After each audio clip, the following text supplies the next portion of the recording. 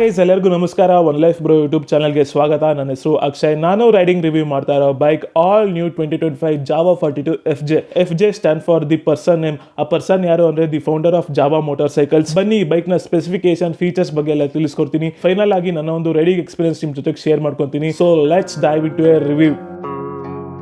Front view ಇಂದ ಒಂದು classics bikes ತರ ಕಾಣುತ್ತೆ. ಅಂದ್ರೆ ಯಾವ ರೀತಿ ಅಂದ್ರೆ ರೆಟ್ರೋ ಸ್ಟೈಲ್ ಬೈಕ್ ತರ ಕಾಣಿಸುತ್ತೆ. ಸೈಡ್ ವ್ಯೂ ಇಂದ ಒಂದು ಕ್ರೂಸರ್ ಬೈಕ್ ತರ ಕಾಣುತ್ತೆ, ಆದ್ರೆ ಇದೊಂದು road star bike. Back view ಇಂದ ಒಂದು ಮಾಡರ್ನ್ ಬೈಕ್ ತರ ಕಾಣಿಸುತ್ತೆ. ಈ ಬೈಕ್ ನ ರೈಡ್ ಮಾಡ್ಬಿಟ್ಟು ರಿವ್ಯೂ ಮಾಡ್ತಾ ಇರೋದು. ನೋಡೋಕೆ ಮಾತ್ರ ಇದು ರೆಟ್ರೋ ಬೈಕ್ ತರ ಫೀಲ್ ಆಗುತ್ತೆ ಅಂಡ್ ರೋಡ್ ಸ್ಟಾರ್ ಬೈಕ್ ತರ ಫೀಲ್ ಆಗುತ್ತೆ, ಆದ್ರೆ ಓಡಿಸ್ಬೇಕಾದ್ರೆ ಇಟ್ಸ್ ಅಂಡ್ ಸ್ಪೋರ್ಟ್ಸ್ ಬೈಕ್. ಈ ಒಂದು ಇಂಜಿನ್ ಲಿಕ್ವಿಡ್ ಕೂಲ್ಡ್ ಇಂಜಿನ್ ಜೊತೆ ಬರುತ್ತೆ, ಆದ ಕಾರಣ ಇದು ರಿಲಯಬಲ್ ಇರುತ್ತೆ, ಫಾಸ್ಟ್ ಆಗಿ ಹೋಗುತ್ತೆ. ಈ ಬೈಕ್ ನ ಬೇರೆ ಕಂಪನಿ ಬೈಕ್ಸ್ ಜೊತೆನೂ ಕಂಪೇರ್ ಮಾಡಬಹುದು, ಲೈಕ್ RE ಅಂಟಲ್ 350, ಆಮೇಲೆ ಹೋಂಡಾ ಐನಸ್ 350 ಮತ್ತೆ ಕ್ಲಾಸಿಕ್ 350 ಜೊತೆಗೂ ಈ ಗಾಡಿನ ಕಂಪೇರ್ ಮಾಡಬಹುದು. ಆದ್ರೆ ಯಾವ ರೀತಿ ಅಂದ್ರೆ ಇದೊಂದು ರೆಟ್ರೋ ಕ್ಲಾಸಿಕ್ ಬೈಕ್, ಅಂದ್ರೆ ಒಂದು ರೋಡ್ ಸ್ಟೈಲ್ ಕ್ರೂಸರ್ ಬೈಕ್ ತರ ನೀವು ಕಂಪ್ಯಾರಿಸನ್ ಮಾಡಬಹುದು. ಆದ್ರೆ ಇಂಜಿನ್ ವಿಚಾರಕ್ಕೆ ಬಂದಾಗ it's A sports engine bike, ಯಾಕಂದ್ರೆ ಲಿಕ್ವಿಡ್ ಕೂಲ್ ಇಂಜಿನ್ ಜೊತೆ ಬರುತ್ತೆ ಅಂಡ್ ವೈಬ್ರೇಷನ್ಸ್ ಜಾಸ್ತಿ ಇಲ್ಲ, ಮೆಕ್ಯಾನಿಕಲ್ ಸೌಂಡ್ ಎಲ್ಲ ಜಾಸ್ತಿ ಕೇಳಿಸಲ್ಲ ನಮಗೆ. ಹೆಡ್ಲೈಟ್ ವಿಚಾರಕ್ಕೆ ಬಂದಾಗ LED headlight with day time running light ಜೊತೆ ಬರುತ್ತೆ. ಇಂಡಿಕೇಟರ್ಸ್ ವಿಚಾರಕ್ಕೆ ಬಂದಾಗ 4 indicators LED light. Tail light ವಿಚಾರಕ್ಕೆ ಬಂದಾಗ LED ಟೈಲ್ ಲೈಟ್ ಜೊತೆ ಬರುತ್ತೆ ಅಂಡ್ ಪೊಸಿಷನಿಂಗ್ ತುಂಬಾನೇ ಚೆನ್ನಾಗಿದೆ ಅಂತಾನೆ ಹೇಳ್ಬೋದು. ಸ್ಪೀಡೋಮೀಟರ್ ವಿಚಾರಕ್ಕೆ ಬಂದಾಗ ಫುಲ್ಲಿ ಡಿಜಿಟಲ್ ಸ್ಪೀಡೋಮೀಟರ್ ಬರುತ್ತೆ. ಇದರಲ್ಲಿ RPM meter, speedometer, fuel gauge, trip A trip B ಮತ್ತೆ ಗೇರ್ ಪೊಸಿಷನ್ ಇಂಡಿಕೇಟರ್ ಎಲ್ಲ ತೋರಿಸುತ್ತೆ. ಬೇಸಿಕ್ ಆಗಿ ರೈಡರ್ಗೆ ಏನೇನ್ ಬೇಕೋ ಅವನ್ನೆಲ್ಲ ಈ ಒಂದು ಸ್ಪೀಡೋಮೀಟರ್ ಕ್ಲೀನ್ ಆಗಿ ತೋರಿಸುತ್ತೆ. ಜಾಸ್ತಿ ಎಲೆಕ್ಟ್ರಾನಿಕ್ಸ್ ಇಲ್ಲ ಈ ಒಂದು ಗಾಡಿಯಲ್ಲಿ. ಫ್ರಂಟ್ ವೀಲ್ ನ ಸಸ್ಪೆನ್ಷನ್ ವಿಚಾರಕ್ಕೆ ಬಂದಾಗ ಟೆಲಿಸ್ಕೋಪಿಕ್ ಸಸ್ಪೆನ್ಷನ್ ಜೊತೆ ಬರುತ್ತೆ. ಫ್ರಂಟ್ ವೀಲ್ ವಿಚಾರಕ್ಕೆ ಬಂದಾಗ 18 inches tyre profile tubeless tyre alloy wheels ಜೊತೆ ಬರುತ್ತೆ. ಫ್ರಂಟ್ ವೀಲ್ ನ ಬ್ರೇಕಿಂಗ್ ವಿಚಾರಕ್ಕೆ ಬಂದಾಗ ಡ್ಯುಯಲ್ ಚಾನಲ್ ABS ಜೊತೆ ಬರುತ್ತೆ, ಅದು ಬೈ ಬ್ರೇಕ್ ಎಲಿಪರ್ ಜೊತೆ ಬರುತ್ತೆ. ಬ್ಯಾಕ್ ವೀಲ್ ನ ಸಸ್ಪೆನ್ಷನ್ ವಿಚಾರಕ್ಕೆ ಬಂದಾಗ 5 step adjustable spring coil suspension ಜೊತೆ ಬರುತ್ತೆ. ಬ್ಯಾಕ್ ವೀಲ್ ವಿಚಾರಕ್ಕೆ ಬಂದಾಗ 17 inches tyre profile wider tyre section ಬರುತ್ತೆ, ಅಂದ್ರೆ 140 ಸೆಕ್ಷನ್ ಬರುತ್ತೆ. ಬ್ಯಾಕ್ ವೀಲ್ ನ ಡ್ರೈವ್ ಬಂದು ಚೈನ್ ಡ್ರೈವ್, ಸ್ವಿಂಗ್ ಆರ್ಮ್ ನೆಲ್ಲ ಹೆವಿಯಾಗಿ ಕೊಟ್ಟಿದ್ದಾರೆ. ಬ್ಯಾಕ್ ವೀಲ್ ನ ಚೈನ್ ರಿಂಗ್ ಇದೆಯಲ್ಲ, ಈ ತರ ರಿಂಗ್ ನ ನಾನು ಯಾವತ್ತೂ ಯಾವ ಗಾಡಿಯಲ್ಲೂ ನೋಡೇ ಇಲ್ಲ, ಫಸ್ಟ್ ಟೈಮ್ ಈ ಒಂದು ಗಾಡಿಯಲ್ಲಿ ನಾನು ನೋಡ್ತಾ ಇರೋದು. ಸಖತ್ತಾಗಿ ಕಾಣುತ್ತೆ ಅಂಡ್ ಡ್ಯೂರಬಲ್ ಇರುತ್ತೆ ಅನ್ಕೊಂತೀನಿ. ಫ್ರೇಮ್ ವಿಚಾರಕ್ಕೆ ಬಂದಾಗ ಟ್ಯೂಬ್ಲರ್ ಡಬಲ್ ಕ್ರಾಡಲ್ ಫ್ರೇಮ್ ಜೊತೆ ಬರುತ್ತೆ. ಇನ್ನು ಸೀಟ್ ಹೈಟ್ ವಿಚಾರಕ್ಕೆ ಬಂದಾಗ 800 mm ಬರುತ್ತೆ. ಕ್ರಬ್ ವೈಟ್ ಬಂದು 194 kg ಬರುತ್ತೆ. ಗ್ರೌಂಡ್ ಕ್ಲಿಯರೆನ್ಸ್ ಬಂದು 178 mm ಬರುತ್ತೆ. ಸೊ ರೈಡರ್ ಟ್ರಯಾಂಗಲ್ ಎಲ್ಲ ಚೆನ್ನಾಗಿದೆ. ರೈಡರ್ ನ ಸೀಟಿಂಗ್ ರೂಮ್ ಚೆನ್ನಾಗಿದೆ. ಪಿಲಿಯನ್ ಗೆ ಮಾತ್ರ ಕಷ್ಟ ಆಗುತ್ತೆ, ಯಾಕಂದ್ರೆ ಹೈಯರ್ ಸ್ಪೀಡ್ಸ್ ಅಲ್ಲಿ ಅವರಿಗೆ ಬ್ಯಾಕ್ ರೆಸ್ಟ್ ಹಾಕ್ಸ್ಲೇಬೇಕಾಗುತ್ತೆ, ಯಾಕಂದ್ರೆ ಹ್ಯಾಂಡಲ್ ಗ್ರಾಬ್ಸ್ ನ ಸೈಡ್ ಕೊಟ್ಟಿದ್ದಾರೆ, ಗ್ರಿಪ್ ಇಲ್ಲ ಇಟ್ಕೊಳಕ್ಕೆ. ಪಕ್ಕ ಪಿಲಿಯನ್ ಬ್ಯಾಕ್ ರೆಸ್ಟ್ ನ ಹಾಕ್ಸ್ಲೇಬೇಕಾಗುತ್ತೆ ಈ ಒಂದು ಗಾಡಿಯಲ್ಲಿ. ಫುಟ್ ಪೆಕ್ಸ್ ನೆಲ್ಲ ನೀಟಾಗಿ ಡಿಸೈನ್ ಮಾಡಿದ್ದಾರೆ. ಸೈಡ್ ಸ್ಟ್ಯಾಂಡ್ ಬರುತ್ತೆ, side stand engine cut off ಬರುತ್ತೆ, ಸೆಂಟರ್ ಸ್ಟ್ಯಾಂಡ್ ಬರಲ್ಲ ಅಂಡ್ ಕಾರ್ನರಿಂಗ್ ಮಾಡ್ಬೇಕಾದ್ರೆ ಈ ಒಂದು ಸೈಲೆನ್ಸರ್ ಎಲ್ಲ ತಗ್ಲಲ್ಲ, ಡಬಲ್ ಬ್ಯಾರಲ್ ಎಕ್ಸಾಸ್ಟ್ ಬರುತ್ತೆ. ಈ ಒಂದು ಬೈಕ್ ನಲ್ಲಿ handlebar, suspension, fuel tank, engine, exhaust, frame, foot pegs, braking caliper, disc brakes, chain ಇವೆಲ್ಲ ಮೆಟಲ್ ನಲ್ಲಿ ಬರುತ್ತೆ, ಮಿಕ್ಕಿದೆಲ್ಲ ಫೈಬರ್ ಪಾರ್ಟ್ಸ್ ಅಲ್ಲಿ ಬರುತ್ತೆ. ಜಾವಾ 42 FJ ಇಂಜಿನ್ ಸ್ಪೆಸಿಫಿಕೇಶನ್ ವಿಚಾರಕ್ಕೆ ಬಂದಾಗ 334cc single cylinder 4 stroke 4 valve liquid cool BS6 E20 fuel compatible with OBD ಜೊತೆ ಈ ಒಂದು ಬೈಕ್ ಬರುತ್ತೆ ಅಂಡ್ ಇದು liquid cool engine and DOLC setup ಜೊತೆ ಈ ಒಂದು ಬೈಕ್ ಬರುತ್ತೆ. 6 speed gear transmission with assistant slipper clutch ಬರುತ್ತೆ. ಈ ಬೈಕ್ ನ ಇನ್ನೊಂದು ಸ್ಪೆಷಾಲಿಟಿ ಏನಪ್ಪಾ ಅಂದ್ರೆ ಕೌಂಟರ್ ಬ್ಯಾಲೆನ್ಸರ್ ಬರುತ್ತೆ. ಲೈಕ್ ದೊಡ್ಡ ಮಿಷಿನ್ಸ್ ಅಲ್ಲಿ ಈ ಒಂದು ಕೌಂಟರ್ ಬ್ಯಾಲೆನ್ಸರ್ ನ ಯೂಸ್ ಮಾಡಿರ್ತಾರೆ. ಕೌಂಟರ್ ಬ್ಯಾಲೆನ್ಸ್ ಟೆಕ್ನಾಲಜಿನ ಈ ಒಂದು ಬೈಕ್ ನಲ್ಲಿ ಯೂಸ್ ಮಾಡಿದ್ದಾರೆ ಅಂದ್ರೆ I think they are technically strong ಅಂತಾನೆ ಹೇಳ್ಬೋದು ಜಾವಾ ಕಂಪನಿ ಅವರು. ಇನ್ನು ಫ್ಯೂಯಲ್ ಟ್ಯಾಂಕ್ ಕೆಪಾಸಿಟಿ ಬಂದು 12 ಲೀಟರ್ಸ್ ಕೊಡುತ್ತೆ. ಮೈಲೇಜ್ ಅರೌಂಡ್ 30 kmpl/ಲೀಟರ್ ಮೈಲೇಜ್ ಕೊಡುತ್ತೆ. ಸರ್ವಿಸ್ ಕಾಸ್ಟ್ ಅರೌಂಡ್ ಡೀಸೆಂಟ್ ಆಗಿರುತ್ತೆ ಅಂತಾನೆ ಹೇಳ್ಬೋದು. ಮ್ಯಾಕ್ಸಿಮಮ್ ಪವರ್ ವಿಚಾರಕ್ಕೆ ಬಂದಾಗ 29 PS ಆಫ್ ಪವರ್ ಪ್ರೊಡ್ಯೂಸ್ ಆಗುತ್ತೆ. ಮ್ಯಾಕ್ಸಿಮಮ್ ಟಾರ್ಕ್ ವಿಚಾರಕ್ಕೆ ಬಂದಾಗ 29 Nm ಆಫ್ ಟಾರ್ಕ್ ಪ್ರೊಡ್ಯೂಸ್ ಆಗುತ್ತೆ. ಪವರ್ ಲ್ಯಾಗ್ ಇರಲ್ಲ, ಟಾರ್ಕ್ ಲ್ಯಾಗ್ ಇರಲ್ಲ. ಸಿಟಿ ಟ್ರಾಫಿಕ್ ಅಲ್ಲಂತೂ ಹೆವಿಯಾಗಿ ಓಡಿಸಬಹುದು ಅಂತಾನೆ ಹೇಳ್ಬೋದು. ಈ ಒಂದು ಇಂಜಿನ್ ಗೆ ಆಲ್ಫಾ 2 ಇಂಜಿನ್ ಅಂತ ಕರೀತಾರೆ, ಹೊಸ ಇಂಜಿನ್ ಅಂತಾನೆ ಹೇಳ್ಬೋದು. ರೀವರ್ಕ್ ಮಾಡಿ, ರೀಡಿಫೈನ್ ಮಾಡಿ ಗಾಡಿನ ಸ್ಮೂತ್ ಆಗಿ ಬಿಟ್ಟಿದ್ದಾರೆ ಅಂತಾನೆ ಹೇಳ್ಬೋದು. ಗಾಡಿಯ ಸ್ಪೆಸಿಫಿಕೇಶನ್ ವಿಚಾರಕ್ಕೆ ಬಂದಾಗ ಸಖತ್ತಾಗಿ ಬಿಟ್ಟಿದ್ದಾರೆ ಅಂತಾನೆ ಹೇಳ್ಬೋದು. ಹ್ಯಾಂಡಲ್ ಬಾರ್ ವಿಚಾರಕ್ಕೆ ಬಂದಾಗ ಸಿಂಗಲ್ ಪೀಸ್ ಹ್ಯಾಂಡಲ್ ಬಾರ್ ಬರುತ್ತೆ. ಸ್ವಿಚಸ್ ಕ್ವಾಲಿಟೀಸ್ ಎಲ್ಲ ಚೆನ್ನಾಗಿದೆ ಅಂಡ್ ಬಿಲ್ಡ್ ಕ್ವಾಲಿಟಿ ಎಲ್ಲ ಚೆನ್ನಾಗಿದೆ ಅಂತಾನೆ ಹೇಳ್ಬೋದು. ಇನ್ನೇನ್ ಮಾಡ್ತೀರಾ, ನನ್ನ ಒಂದು ರೈಡಿಂಗ್ ಎಕ್ಸ್ಪೀರಿಯನ್ಸ್ ಹೋಗಿ ನೋಡಿ. Let's dive into a riding review. Guys, ನಾನು ರೈಡಿಂಗ್ ರಿವ್ಯೂ ಮಾಡ್ತಿರೋ bike all new Jawa 42 FJ ಬೈಕ್ನ. So let's go for a ride. ಗಾಡಿನ ಸ್ಟಾರ್ಟ್ ಮಾಡೋಣ. ಸ್ಪೀಡೋಮೀಟರ್ ಈ ಥರ ರಿಯಾಕ್ಟ್ ಆಗುತ್ತೆ. Let's start the bike. Engine sound ಈ ಥರ ಕೇಳಿಸುತ್ತೆ, ಎಕ್ಸಾಸ್ಟ್ ಸೌಂಡ್ ಈ ಥರ ಕೇಳಿಸುತ್ತೆ, double barrel exhaust. Let's go. Gear to gear performance ಎಲ್ಲ ನೋಡೋಣ. ತುಂಬಾ ಲೈಟ್ ವೇಟ್ ಆಗಿದೆ ಗುರು when compare to classic 350.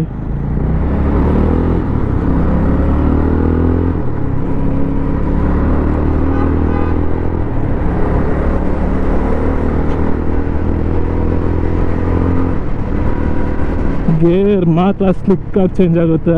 Assistant slipper clutch ಇದೆ ಈ ಒಂದು ಬೈಕಲ್ಲಿ. ಈ ಒಂದು ಇಂಜಿನ್ಗೆ ಆಲ್ಫಾ 2 ಇಂಜಿನ್ ಅಂತ ಕರೀತಾರೆ. ವಾವ್, ಹ್ಯಾಂಡಲ್ ಬಾರ್ ರೈಸರೇ ಬೇಡ ಗುರು, ಹ್ಯಾಂಡಲ್ ಬಾರ್ ಸಖತ್ತಾಗಿದೆ. ಹ್ಯಾಂಡಲ್ ಬಾರ್ ರೈಸರ್ ಬೈ ಕಂಪನಿನೇ ಕೊಟ್ಟಿದ್ದಾರೆ. ಲಾಂಗ್ ಡ್ರೈವ್ ತಗೊಂಡೋಗೋಕ್ಕೆ ಗುರು ಮಸ್ತಾಗಿದೆ. ಗೇರ್ ಮಾತ್ರ ಟಕ ಚೇಂಜ್ ಆಗುತ್ತೆ.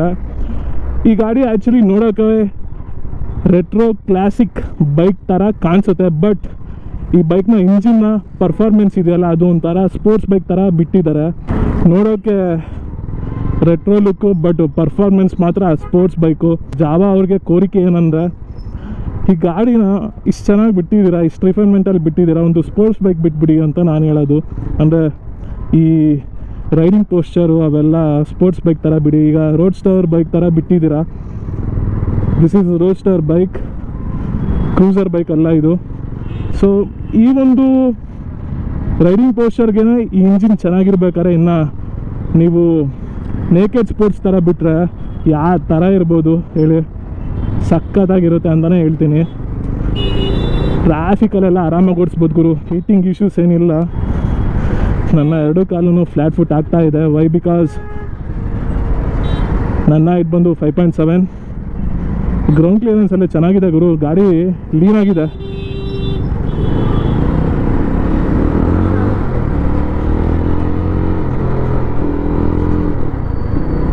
ರೈಡರ್ ಟ್ರಯಾಂಗಲ್ ಚೆನ್ನಾಗಿದೆ.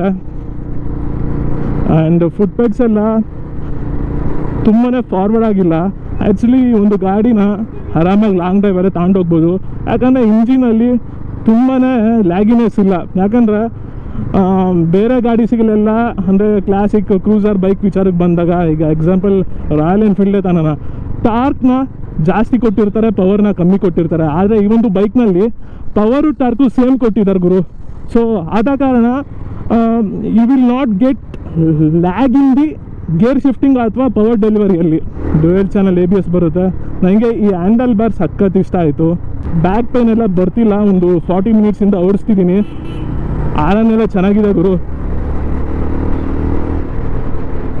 ವೈಬ್ರೇಷನ್ಸೇ ಇಲ್ಲ. ಐ ಥಿಂಕ್ ಕ್ಲಾಸಿಕ್ ಕಾಲ ಮುಗ್ದೋಯ್ತು ಅಂದ್ಕೊತೀನಿ. ಯಾರು ಇನ್ನೂ ಈ ಗಾಡಿನ ಟೆಸ್ಟ್ ಡ್ರೈವ್ ಮಾಡಿಲ್ವೋ ದಯವಿಟ್ಟು ಬಂದು ಮಾಡಿ.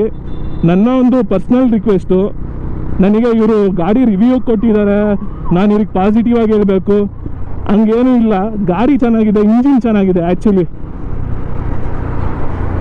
ಈ ಆಲ್ಫಾ 2 ಅಂತ ಏನು ಬಿಟ್ಟಿದ್ದಾರೋ ಅದು ಆ್ಯಕ್ಚುಲಿ ಚೆನ್ನಾಗಿದೆ ಅಂತಲೇ ಹೇಳ್ಬೋದು.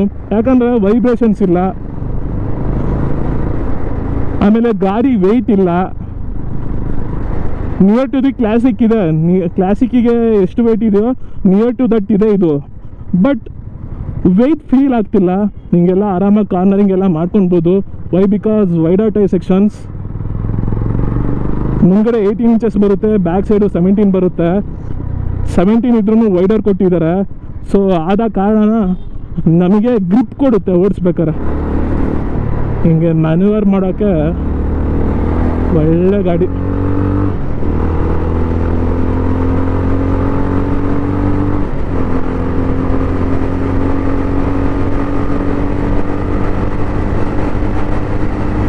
ಹಂಡ್ರೆಡ್ ಆರಾಮಾಗಿ ಟಚ್ ಆಯಿತು.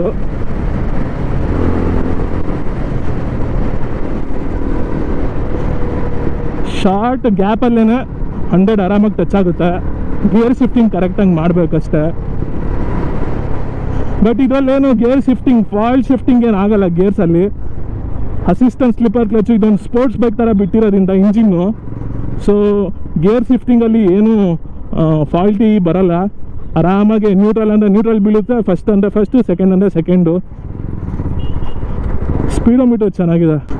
ಕ್ಲಾಸಿಕ್ 350 ಹೆವಿ ಅನಿಸುತ್ತೆ. ಆಮೇಲೆ ಅದು ರೈಡಿಂಗ್ ಪೋಸ್ಚರ್ ಒಂದು ಸ್ವಲ್ಪ ಕಾಲೆಲ್ಲ ಹಗ್ಲ ಇರ್ಬೇಕು ಅನಿಸುತ್ತೆ. ಇದೇನು ಅಷ್ಟೇನು ಅವಶ್ಯಕತೆ ಇಲ್ಲ, ಸಿಂಪಲ್ ಗಾಡಿ ಇದು. ಸರ್ವಿಸ್ ಕಾಸ್ಟೂ ಕಮ್ಮಿ. ಅಕ್ಕಂದು ಸಾಕಾಗಿದೆ. ಟ್ರಾಫಿಕ್ ಹೆಂಗಿದೆ, ಬ್ಯಾಲೆನ್ಸಿಂಗ್ ಚೆನ್ನಾಗಿದೆ ಗುರು. ಗಾಡಿದು ಬಾಡಿ ರೇಷಿಯೋ ಆಫ್ ಡಿಸ್ಟ್ರಿಬ್ಯೂಷನ್ ಸಾಕಾಗಿ ಮಾಡಿದ್ದಾರೆ ಅಂತಲೇ ಹೇಳ್ಬೋದು. ಚಿಕ್ಕದಾಗಿದೆ ಗುರು ಗಾಡಿ. ಕುಳ್ಳಕ್ಕಿಲ್ಲ ಆರಾಮಾಗಿ ಓಡಿಸ್ಬೋದು. ಯಾವ ರೀತಿ ಅಂದರೆ ಒಂದು 5.2 5.3 5.4 5.5 ಹೈಟ್ ಇರೋರು ಏನಂದರೆ ಕಾಲು ಒಂದು ನೆಲದ ಮೇಲೆ ಇರಬೇಕು, ಇನ್ನೊಂದು ಫುಟ್ ಪೆಕ್ಸ್ ಮೇಲೆ ಇರಬೇಕು. ಸೊ ಹಂಗಿದ್ದಾಗ ಆರಾಮಾಗಿ ಬ್ಯಾಲೆನ್ಸ್ ಮಾಡ್ಕೊಂಡು ಓಡಿಸ್ಬೋದು. ರಿಫೈನ್ಮೆಂಟ್ ಲೆವೆಲ್ ಅಂತೂ ಹೆವಿಯಾಗಿದೆ ವೆನ್ ಕಂಪೇರ್ ಟು ಕ್ಲಾಸಿಕ್ಸ್ ಅಂದರೆ ರಾಯಲ್ ಎನ್ಫೀಲ್ಡ್ ಬೈಕ್ಸಿಗೆ ಕಂಪೇರ್ ಮಾಡಿದ್ರೆ.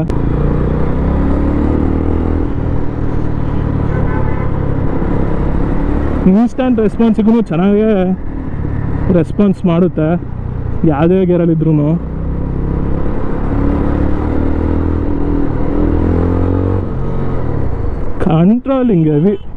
Controlling heavy.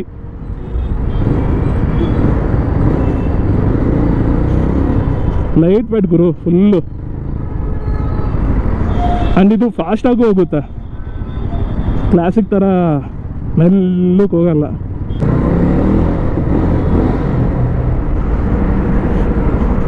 ಆರಾಮಾಗಿ ಕಾಲು ನೆಲಕ್ಕೆಲ್ಲ ಇಟ್ಕೊಂಡು ಓಡಿಸ್ಬೋದು. ಹಾಫ್ ರೋಡಿಂಗಿಗೆ ಸಖತ್ತಾಗೈತೆ. ಒಂಥರ ಡೌಟ್ ಬೈಕ್ ಥರ ಫೀಲ್ ಆಗುತ್ತೆ, ಒಂಥರ ಕ್ಲಾಸಿಕ್ ಬೈಕ್ ಥರ ಫೀಲ್ ಆಗುತ್ತೆ, ಒಂಥರ ಸ್ಪೋರ್ಟ್ಸ್ ಬೈಕ್ ಥರ ಫೀಲ್ ಆಗುತ್ತೆ. ಆದರೆ ನನ್ನ ಪ್ರಕಾರ ಹೇಳ್ಬಿಡ್ತೀನಿ, it's A sports bike comes with an retro look, that's it. So ನೀವು ಏರ್ಪೋರ್ಟ್ ರೋಡಲ್ಲಿರೋ ಜಾವಾ ಶೋರೂಮಿಗೆ ಬಂದು ತಗೊಳ್ಳಿ.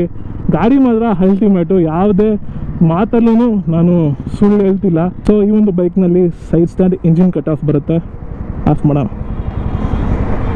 ಎಸ್, ಬ್ಯೂಟಿಫುಲ್ ಗಾಡಿ.